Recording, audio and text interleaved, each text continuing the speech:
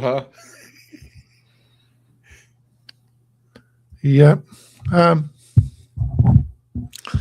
right. So I do my countdown and go straight into it. So 3, 2, 1.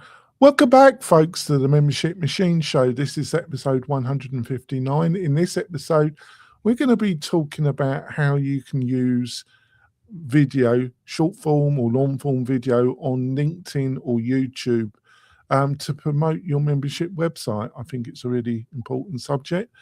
I've got my great co-host with me. Kurt, would you like to introduce yourself to the listeners and viewers? Sure thing, Jonathan. My name is Kurt Von Annen, and I own an agency called Manana No Mas, and we work directly with the great team over at WP-Tonic. Oh, thanks. Like I say, I think it's a great opportunity to promote your membership website, to get active members. Should be a great show. But before we go into the meat and potatoes, I've got a message from one of our major sponsors. We will be back in a few moments, folks. 3, 2, 1. We're coming back, folks. Want to also have the opportunity to point out that we've got a fabulous resource for you. We've got a course ourselves done by Kirk himself that will show you how to build a membership website on the most modern WordPress technology from beginning to end. It's really affordable. It's around $29. We're doing a special deal. Plus, we've got some other free offers from the sponsors of the show and other free goodies. You can get all this by going over to wp-tonic.com/deals. wp-tonic.com/deals. So, where to start off? So, I think video on LinkedIn or YouTube, long form or short form, is really important depending on the target audience.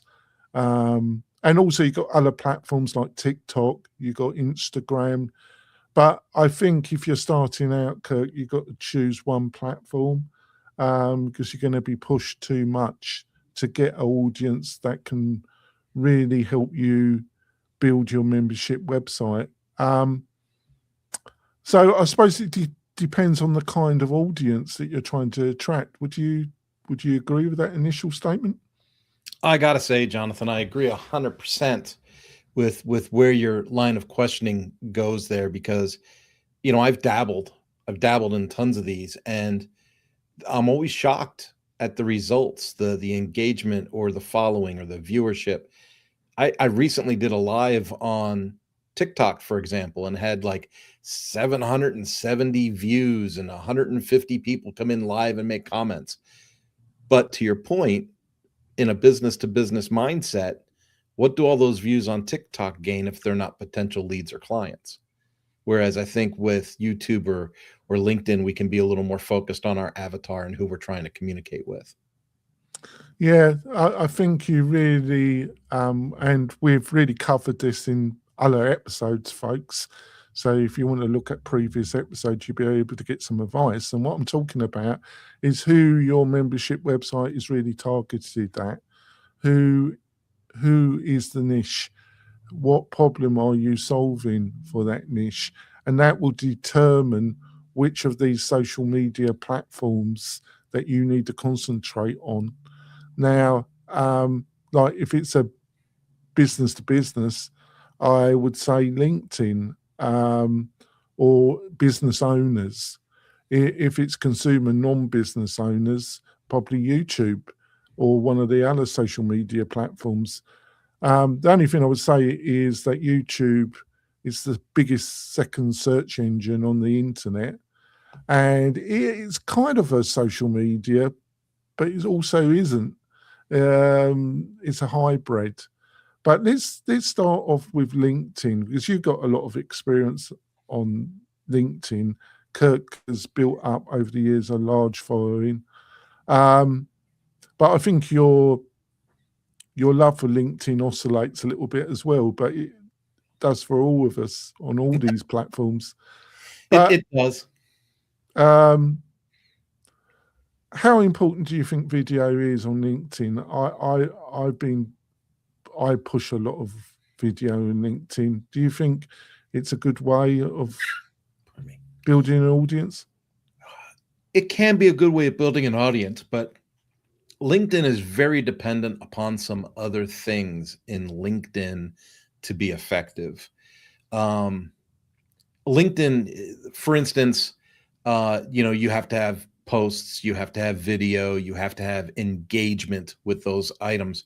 But LinkedIn is also very dependent upon your engagement with others.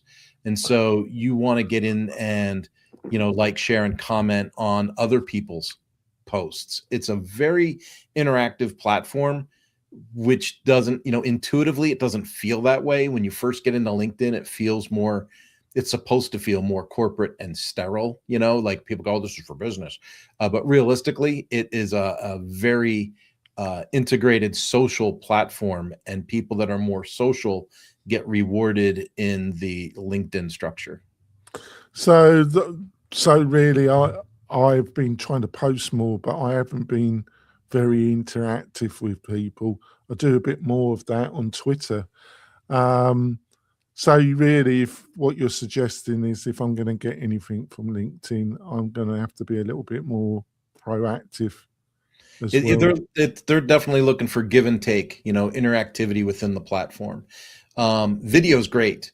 The thing about LinkedIn and video, though, because we're really focused on video for this conversation, is the rules in LinkedIn are a hot mess. Like, a lot of times when you're making content for LinkedIn, you really don't know if it's gonna be applicable to their platform or not when you're first starting out, because they have rules about things like it's got to be at least 3 seconds, and then there's a maximum of 10 minutes, and then you post something I thought for 26 me, minutes and it goes. What's that? I thought for me, it was around 15 minutes. It's See, 15. that's what I'm talking about.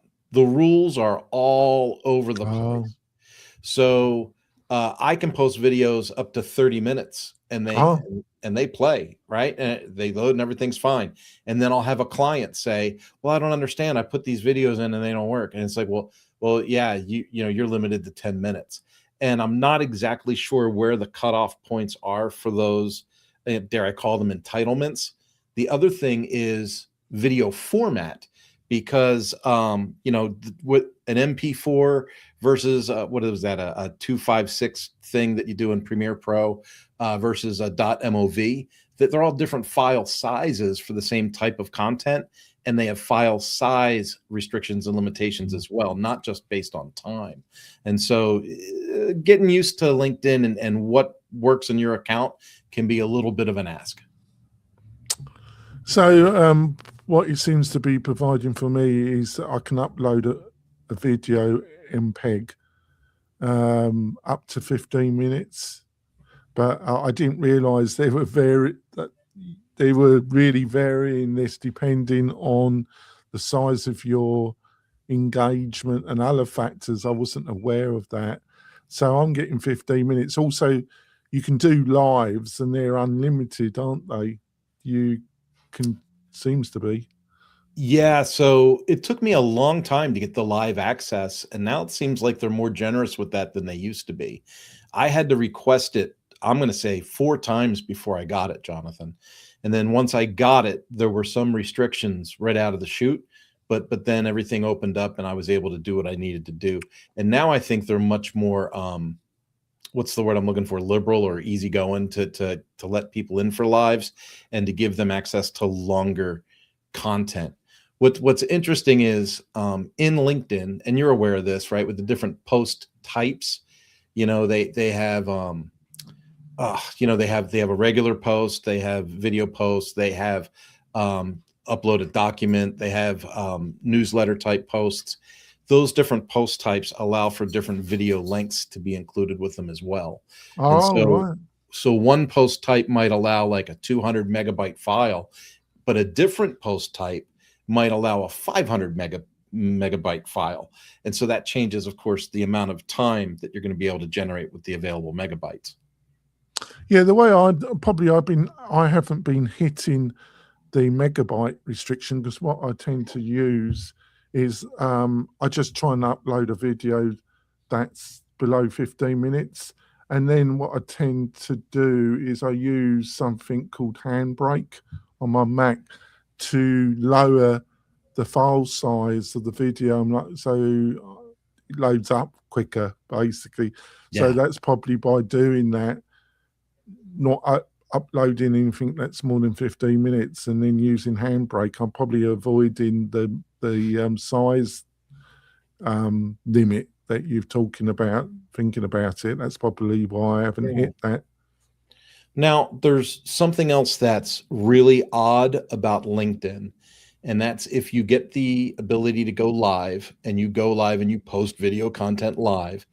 You may have experienced this, Jonathan, where you'll get a notification that someone has commented on your video or something, and you want to go and you want to interact with that comment on that video. If you go to that link where that video is, you don't see the comment. And then you end up trying to play the video to see if the comment pops up, right? And then how do I get that comment? It's a nightmare. If you go to your LinkedIn profile, your own profile, and you go to posts and activities, you'll see it there. And then you see all the comments and everything's in a news feed like what we're used to, and then you can interact properly. But most people don't know that they have to do that to get to their comments.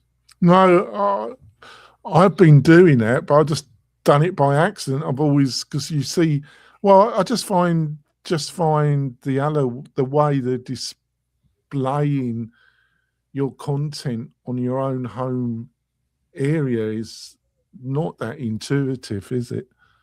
No, it's not. You know, in the Facebook world, right? Because this is how a lot of people got acclimated to social, was in Facebook. In Facebook, you go to your video and you see the comments right there, and you manage your comments, answer them right there. You don't have to go to like your profile on Facebook to find comments submitted to your video.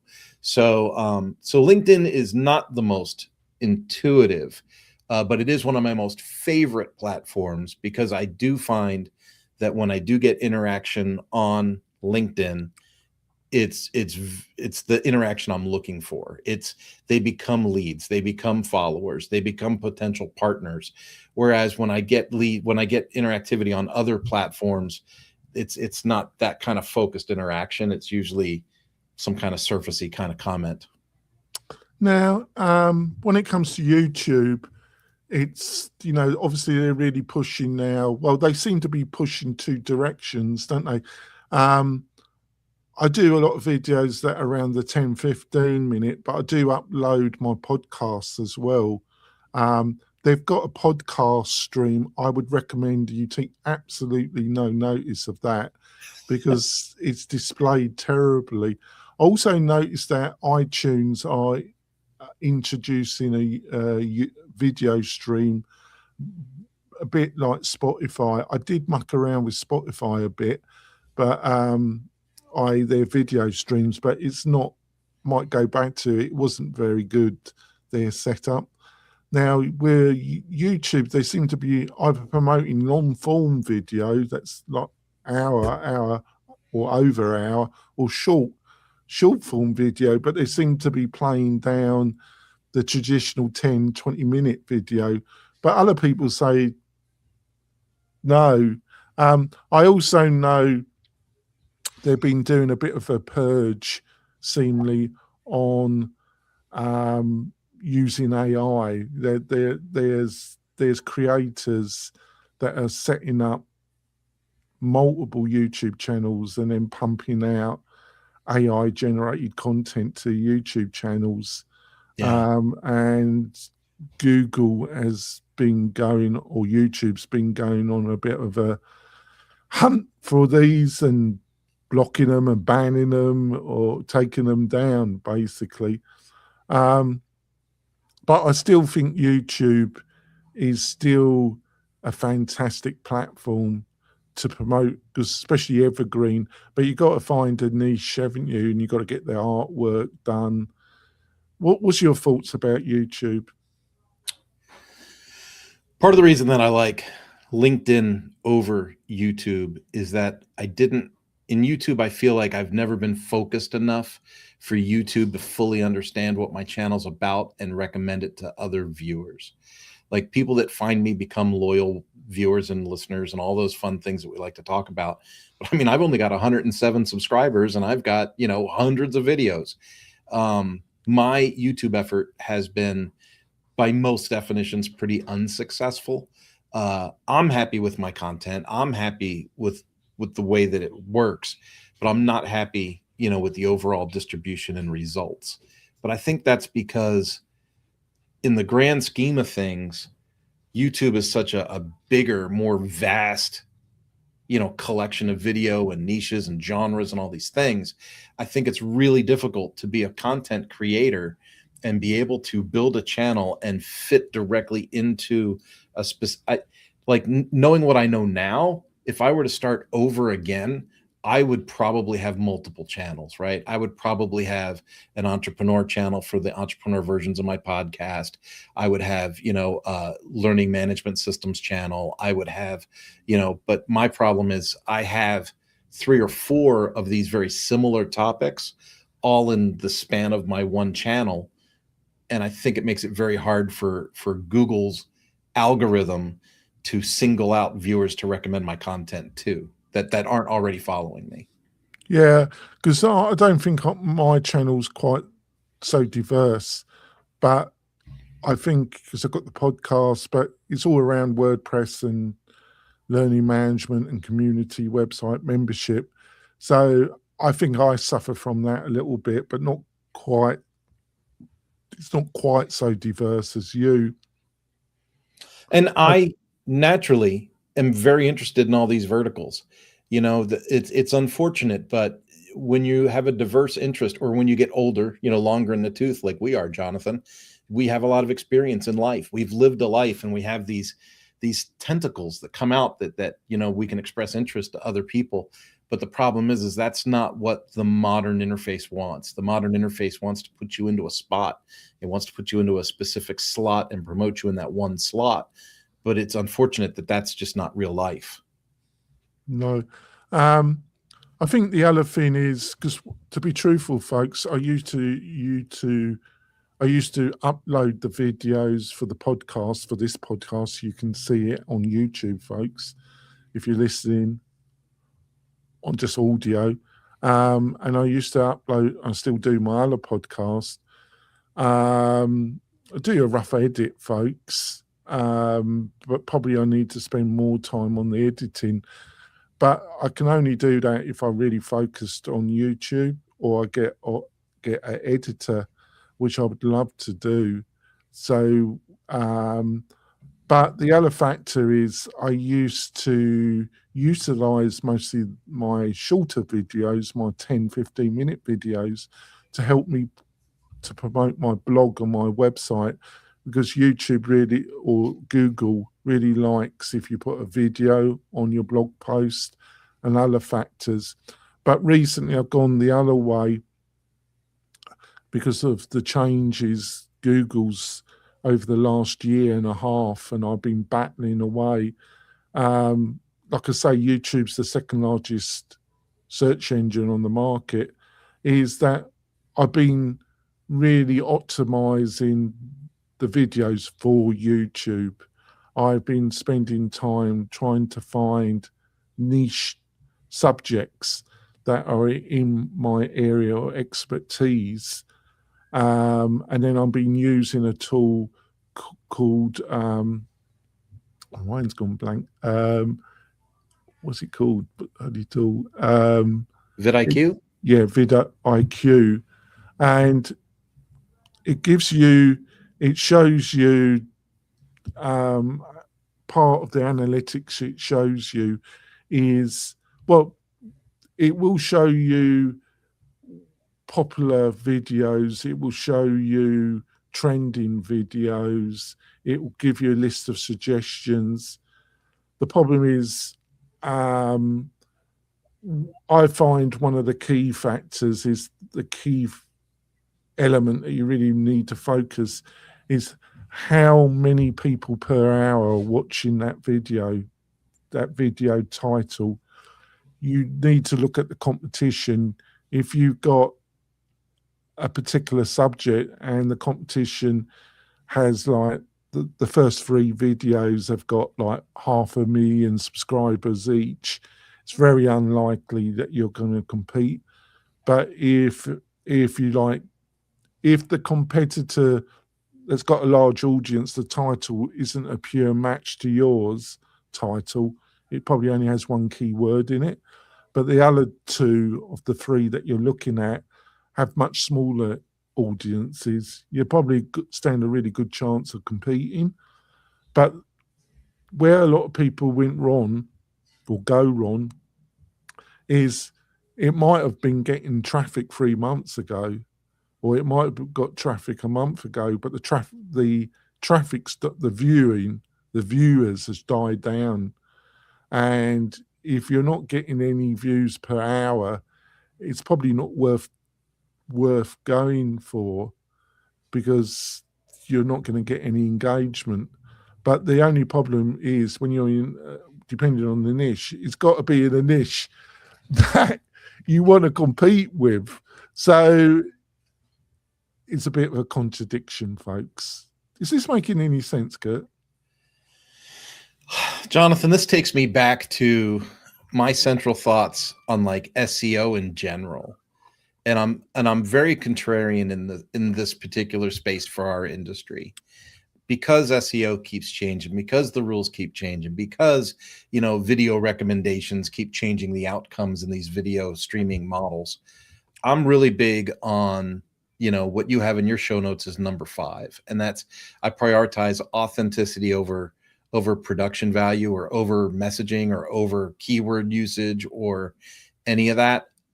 I honestly feel like if I write content for my blog that comes from my heart, or things that are at the top of my mindset, or if I make video content that resonates with my core being in the moment, and I know that sounds very crystals and pyramid when I say it like that, but I just make the content from a position of authenticity and being real and authentic, and I pray for the best.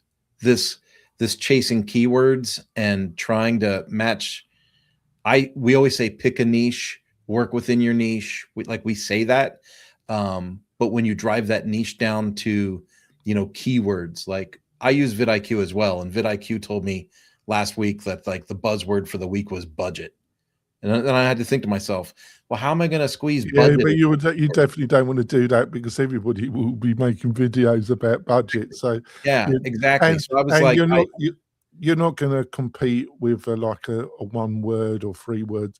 They do have on the IQ Quid IQ interface. They do have a section that shows you other videos in your niche. Yeah, similar to you. Pardon? It's like similar to you.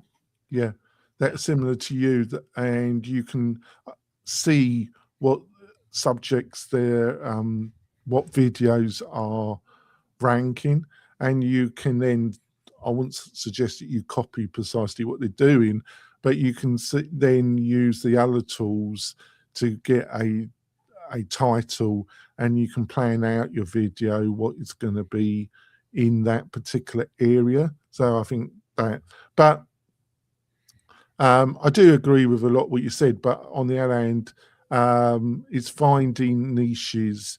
It's a useful tool, but you can do all these things, but if nobody's viewing the video, it's getting no views, because views per hour, it's very unlikely that anybody's going to find your video. Very unlikely. So it's finding a balance. Yeah. Right, we're going to go for a middle break, folks. When we come back, we're going to look at some of the editors that you can utilize for your LinkedIn and YouTube video.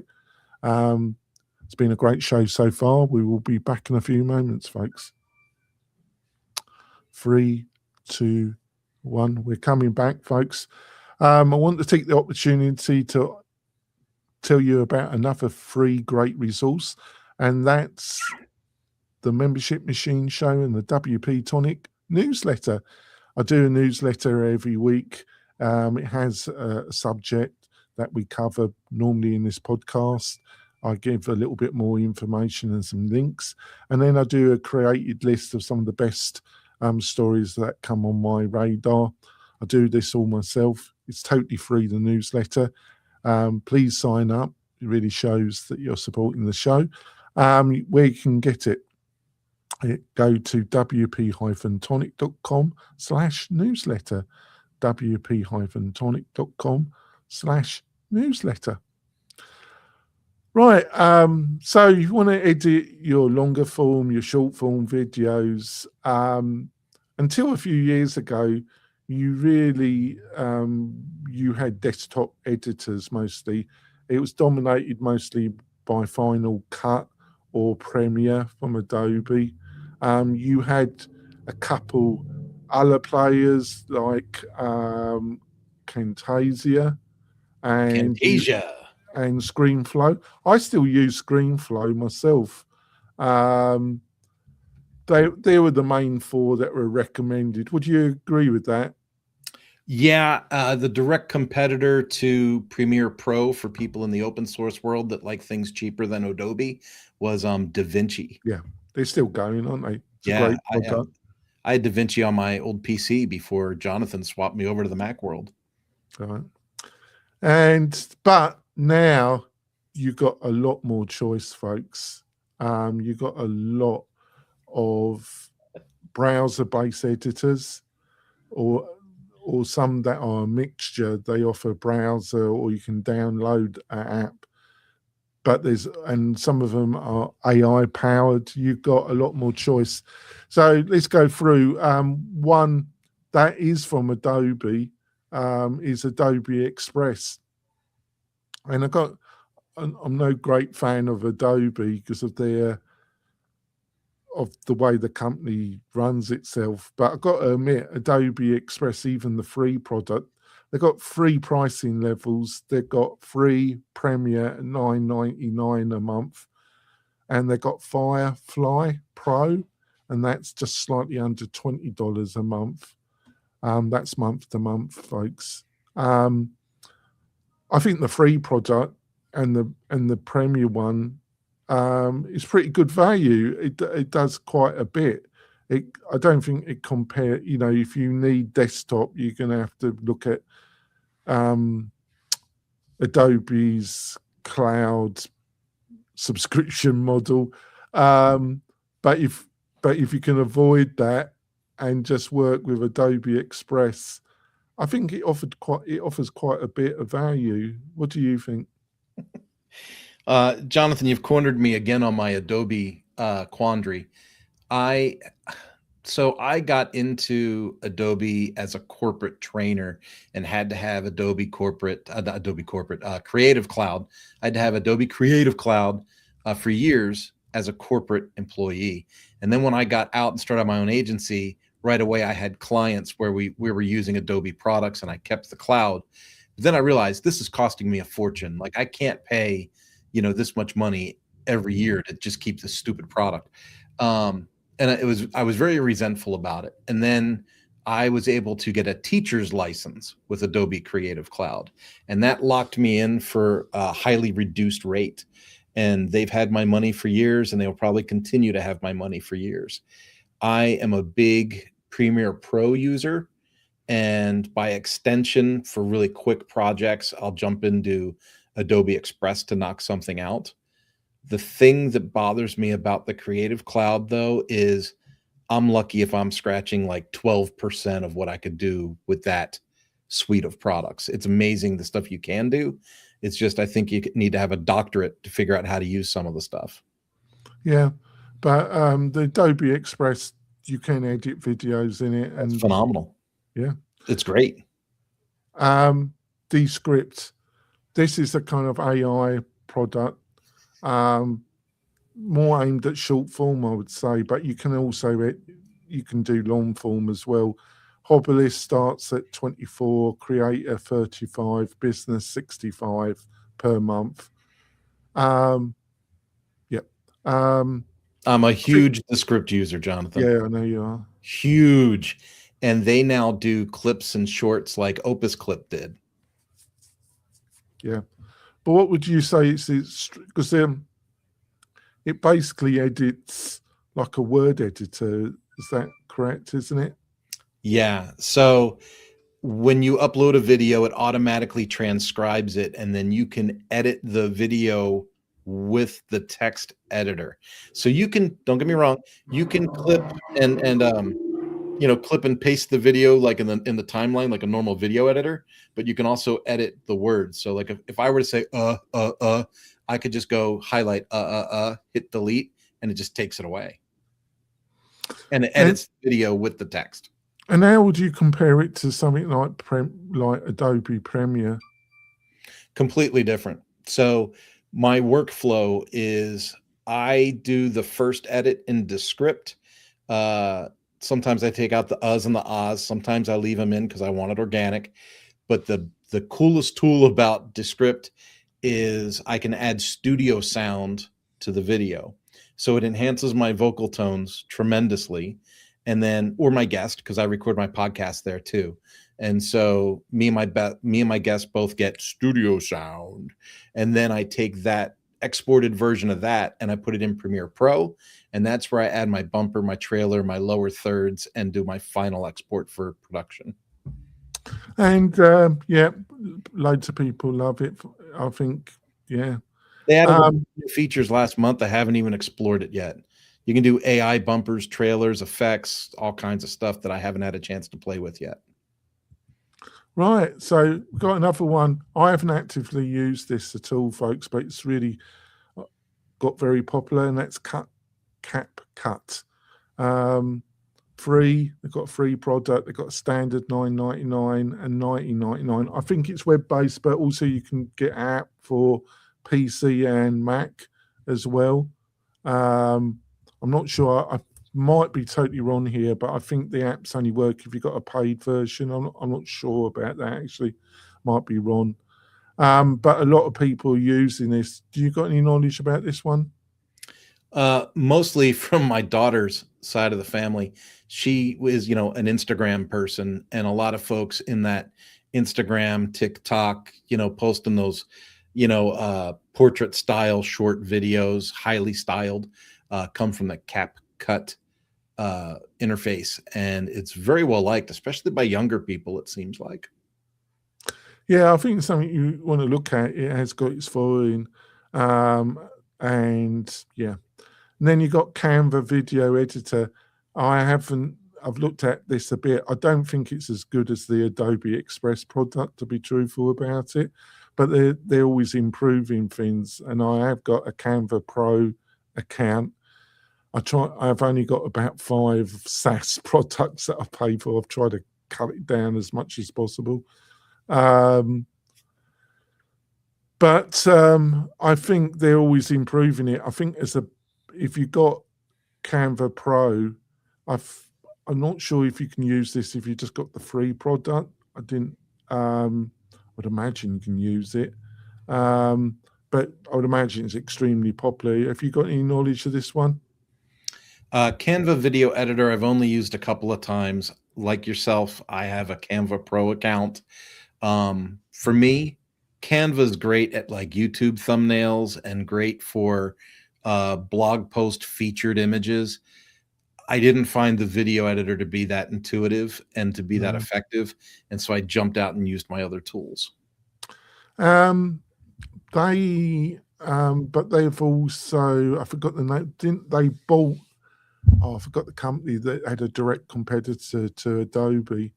I forgot its name though. Canva bought them. It'll be in the show notes, folks. But in this particular video editing, I wouldn't say they're dropping the ball, but it's not as competitive as the other ones that we're talking about in this list. But if you got the prem and you can't afford, but I think I would really look at the Adobe Express. I don't like saying that, but yeah. Riverside, really popular. 29 for the Pro. The Live is 39.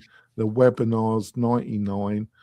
But for $29, I say Descript's got the Hobbyist for 24, or Creator 35. I would say, but Riverside, they've got editor, but they're also big in podcasting. But Their editor looks pretty good though. Got any knowledge of this one? I use Riverside on a weekly basis for a podcast project. What I like about it is from a podcast perspective, 2 or more people on screen, does local recording, and then bridges all the local uploads and downloads together to make one really high quality video, which is something that StreamYard only recently started doing. So from the podcast perspective, I think Riverside was a little ahead of the ball. When you finish recording in Riverside, it will automatically make shorts for you, which StreamYard just now I think started offering as well. But again, Riverside was ahead of the curve on that, and I think the quality of the clips is better. So I said that the script also made clips.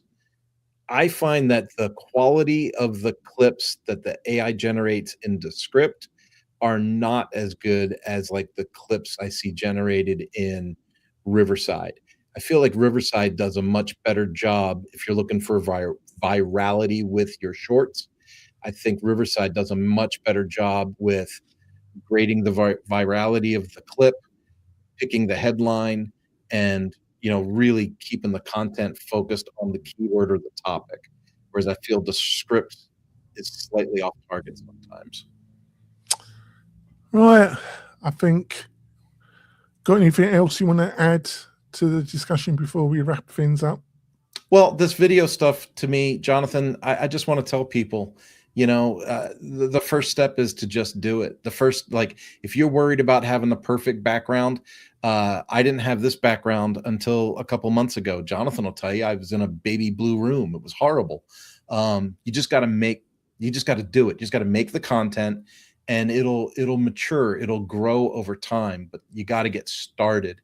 And some of the tools that we discussed here are like, you could film yourself walking around in your backyard. You could use some tools for that. Or maybe you're interviewing somebody. It's a different tool for that. Like, find what fits your use case and your personality best, something that you will use. If you're trying to force yourself to use something that feels uncomfortable, you might never get started. And so the most important thing is to get started and then grow and mature through the creation process. Right, yo. So, Kurt, what's the best way for people to find out more about you and what you're up to?